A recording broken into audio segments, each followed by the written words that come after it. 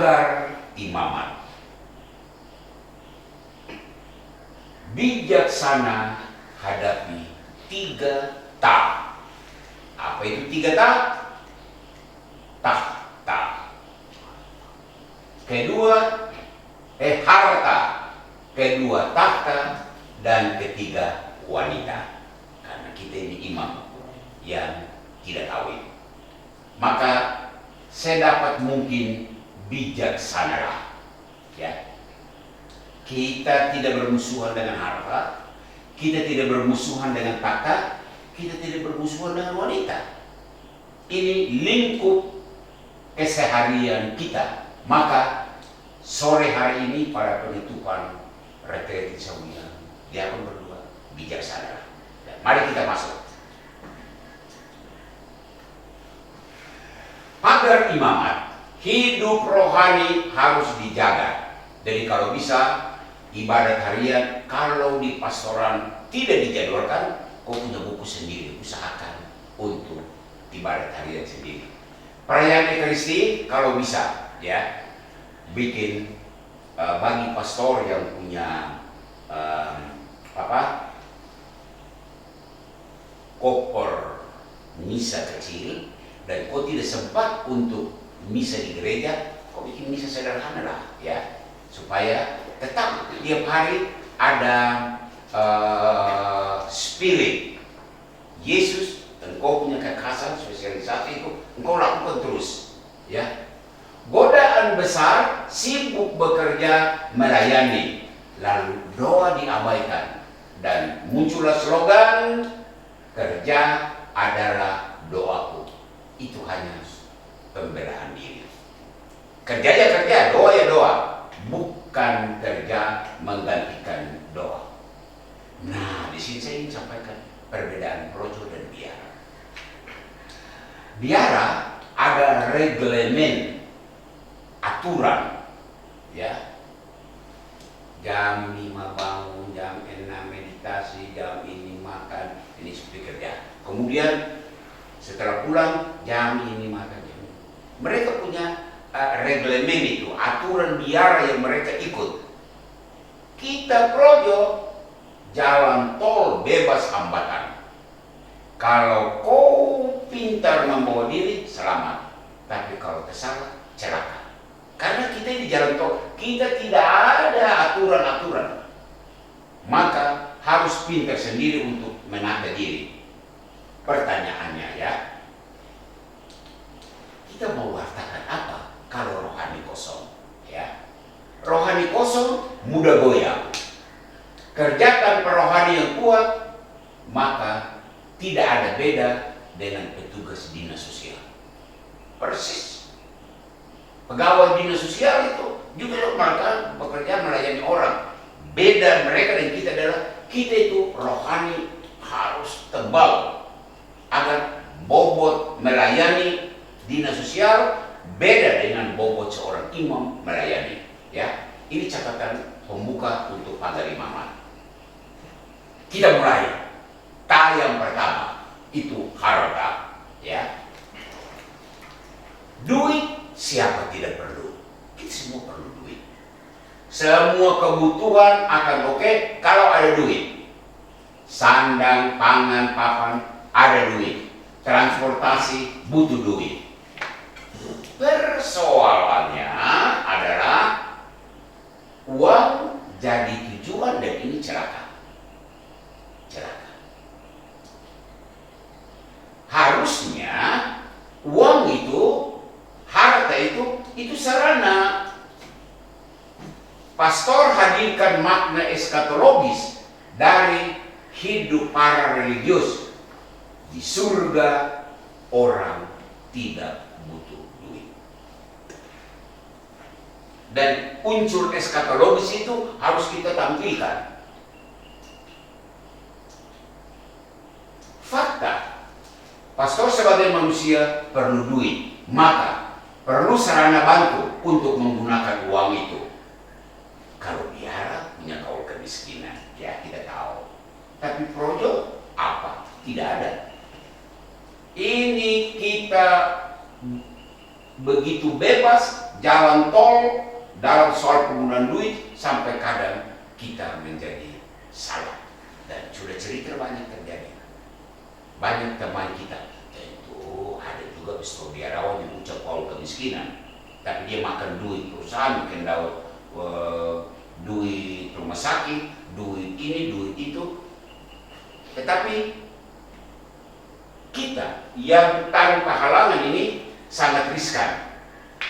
Titik krusial bagi Imam Projo itu ibarat sopir tanpa rambu-rambu, ya.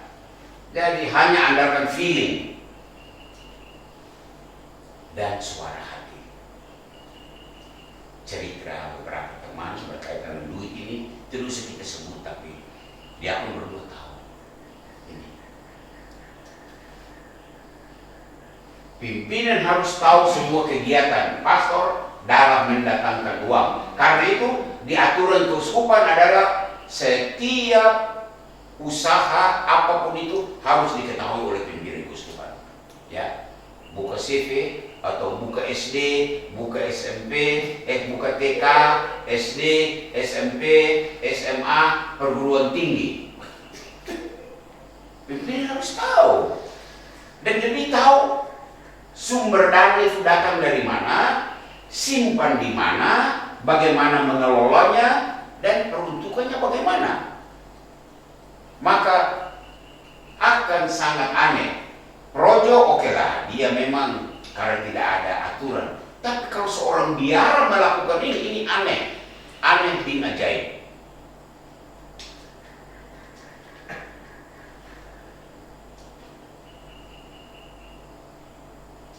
Fakta. Yang kedua, tahta, ya. Tadi harta, sekarang tahta. Fakta, pangkat dengan pangkat harta akan datang. Ini rumus. Kalau kau dapat pangkat ini, maka dengan sendirinya harta itu akan datang. Ya. Harta dan tahta itu bersaudara kembar. Satu diikuti oleh yang lain. Nah, rumus kehidupan, tahta tinggi, harta juga tinggi. Berita akhir-akhir ini menyangkut para petinggi kita yang semua sudah ditangkap itu karena tahta. Kalau dia belum jadi gubernur atau jadi bupati, tidak mungkin dia dapat semua itu. Tapi karena ada tahta itu, maka harta menyusul. Ya, orang berlomba untuk cari tahta. Sekali lagi, ada orang yang mencari tahta untuk melayani. Ada. Tetapi hampir banyak orang mencari tahta supaya dia bisa mendapat harta. Maka bisa cara halal, bisa cara tidak halal. Nah, peranan kita para pastor merelativir tahta itu, ya. Religius punya kaul ketaatan, Projo punya janji ketaatan. Jubawan-jubawati mengingatkan dunia bahwa di surga tidak ada hierarki pangkat. Di surga tidak ada presiden, tidak ada gubernur, tidak ada bupati, menteri, kepala dinas, dan seterusnya. Kehidupan di surga itu mau dihadirkan saat ini di dunia oleh orang-orang ini, orang-orang jubawan-jubawati ini, ya. Masih tahta. Rohaniwan-rohaniwati dilarang terjun secara aktif ke dunia politik, dilarang punya jabatan duniawi. Pernah ada uskup malah yang mencalonkan diri untuk jadi presiden, dan Paus bilang silakan, tapi kau harus meletakkan jabatan uskup. Dan dia melakukan itu, tembus jadi presiden. Tapi kita tahu cerita itu baru 1 tahun ke 2 tahun, namanya juga tahta. Tahta itu mendatangkan harta, dan harta itu bisa membuat orang jadi kabur, dan dia jatuh sebagai presiden karena tahta dan nanti pokok berikut wanita. hidup harus menjadi lampu peringatan kepada dunia bahwa posisi dan pangkat itu bukan segalanya, bukan tujuan final, hanyalah sarana saja. Itu kalau kita mau mewartakan kepada dunia berkaitan dengan merelatifir tahta itu di dunia ini, ya. Masih kita kata taat dan tunduk pada atasan, kau ketaatan bagi biarawan-biarawati, dan janji ketaatan imam projo adalah opsi kehidupan untuk merelatifir kuatnya keinginan dan upaya untuk mendapatkan pangkat dan kuasa. Sekarang tahap yang ketiga, tadi tahta, harta, sekarang wanita. Karena imam itu pria, maka kita pakai istilah wanita, ya. Kalau laki-laki ya perempuan, tapi karena pria, wanita. Oke, konteks permenungannya ini. Kau kemurnian bagi kaum orang biara atau janji selibat projo, laki-laki normal tertarik pada lawan jenis. Saya pikir kita jujur ya, kamu berdua, saya, kita lihat wanita, apalagi wanita cantik, siapa tidak tertarik? Secara biologis, naluri alamiah, ketertarikan itu normal dan bukan dosa. Ya, imam itu laki-laki normal. Yang celakanya kalau imam itu tertarik kepada laki-laki. Nah, tahu ada beberapa yang pernah terjadi di Amerika. Imam yang tertarik kepada laki-laki, misdinan, terjadi kasus. Orang tuanya membawa ke pengadilan, kalah, keuskupan kalah, dan membayar denda. Dan apa yang terjadi? Seluruh harta keuskupan dijual untuk membayar denda, dan keuskupan itu bubar. Pedofilia, ketertarikan kepada laki-laki. Ketertarikan kepada perempuan itu normal. Hanya bagaimananya yang harus diatur agar jangan sampai menjadi skandal. Nah, pasti ada tertarik pada lawan jenis ya. Kalau pastor tidak tertarik pada wanita, berarti dia pria abnormal, dan orang abnormal tidak boleh jadi pastor. Ini jelas, kita sudah tahu hal ini. Pria abnormal tidak boleh jadi pastor. Nah, jadi imam itu kan mempersembahkan yang normal itu kepada Tuhan. Saya tertarik kepada wanita. Seharusnya ketertarikan itu saya ambil dan saya nikmati. Tetapi saya tidak buat itu. Yang cantik, yang indah, yang menarik, yang membuat saya tertarik itu saya ambil dan saya persembahkan. Ini intinya. Mengapa kita tidak menikah, tidak kawin? Salah satunya ya. Bagi pria tidak normal, ia akan mempersembahkan yang tidak normal itu kepada Tuhan. Apa itu pantas? Ya tidak pantas lah. Dia tidak tertarik pada perempuan, kepada laki-laki, dan dia mempersembahkan yang tidak normal kepada Tuhan. Tidak bisa, tidak pantas. Ya. Ketertarikan kepada wanita itu normal. Keinginan untuk memiliki wanita itu normal. Hasrat untuk menikah itu normal. Seksualitas manusiawi itu rahmat Tuhan. Nah, rahmat ini tidak digunakan untuk diri sendiri, tetapi dipersembahkan kepada Tuhan. Persembahan yang terindah yang diberikan kepada Tuhan. Sekarang dari pokok ini, mari kita masuk kepada alasan selibat. Mengapa sampai para imam, para pastor tidak kawin, tidak menikah? Dan dengan ini alasannya. Alasan yang pertama, alasan praktis. Apa alasan praktis? Agar imam itu full time melayani. Masuk akal? Masuk akal. tidak terikat dengan keluarga, lepas bebas, tidak terikat dengan istri dan anak. Dan saya ambil satu contoh. Pernah kami sudah mengatur perahu penuh dengan barang-barang. Kami mau turne ke Mimika Timur. Jadi saya, Pastor Jack, lalu kalau tidak salah Paul, Ben, dan siapa lagi, sudah siap kami berangkat. Tiba-tiba, kalau tidak salah Ben, istrinya atau anaknya sakit. Maka Pastor Jack putuskan, saudara, Pak Ben tinggal. Ya. Nah, bayangkan, Pastor Jack ini, dia punya istri, anak ada. Lalu kami sudah siap, tinggal start motor dan berita, kerja. Ma itu ada sakit, masuk rumah sakit. Apakah dia pergi turne? Tidak. Dia akan pulang. Istri sakit. Ini alasan praktis, ya, alasan praktis. Ada sanggahan. Sanggahannya apa? Pendeta berkeluarga, ya. Imam di gereja Katolik Timur juga berkeluarga dan tidak apa-apa. Mereka melaksanakan tugas imamatnya dengan bagus, tugas pelayanannya pendeta dengan sangat bagus. Lalu, apakah imam Katolik itu tidak nikah hanya karena supaya bisa melayani full time?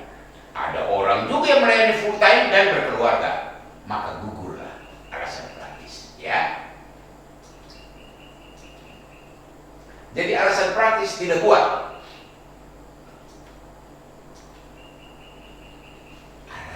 Kristologis. Tadi kita sudah bahas juga. Orang bilang karena Yesus tidak kawin, imam yang adalah alter Kristus, Kristus yang lain, ya harus seperti Yesus dong, tidak kawin. Ini logis, masuk akal. Ada opini begini.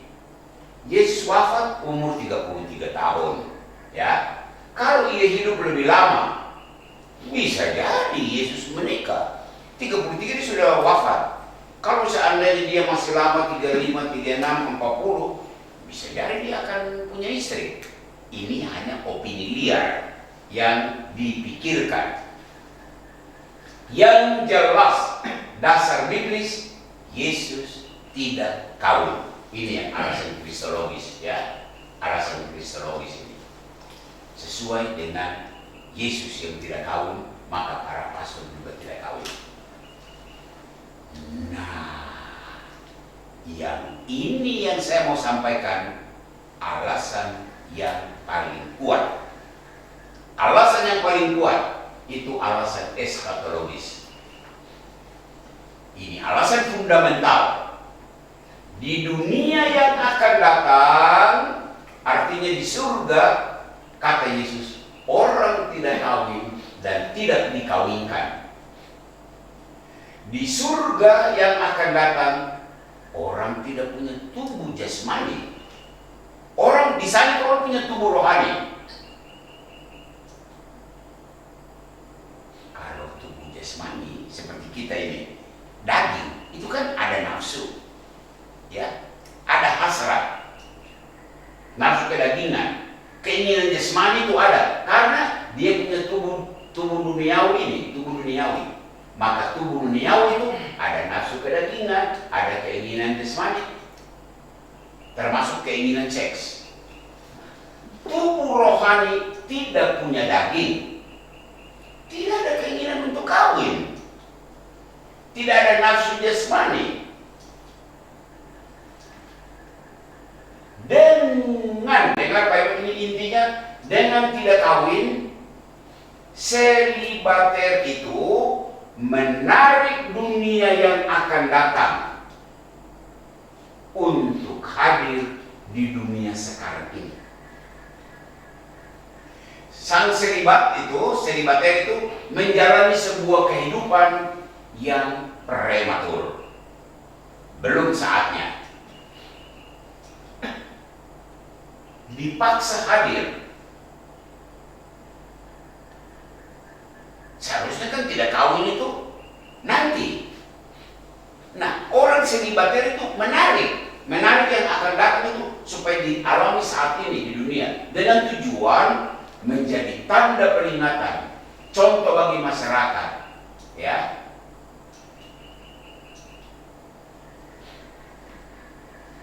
Manusia lemah dan berdosa.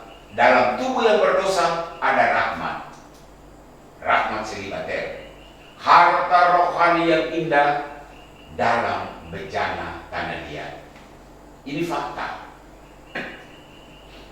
Maka harus ekstra hati-hati untuk menjaga bejana itu. Bejana yang mudah rapuh. Dalam tubuh yang rapuh dari sang selibater, bentuk hidup yang akan datang dihadirkan. Ini sengaja saya taruh ini, saya punya simbol tabisan, ya, tabisan harta rohani dalam bejana tanah liat. Ini bejana tanah liat ini, ya, yang mudah hancur.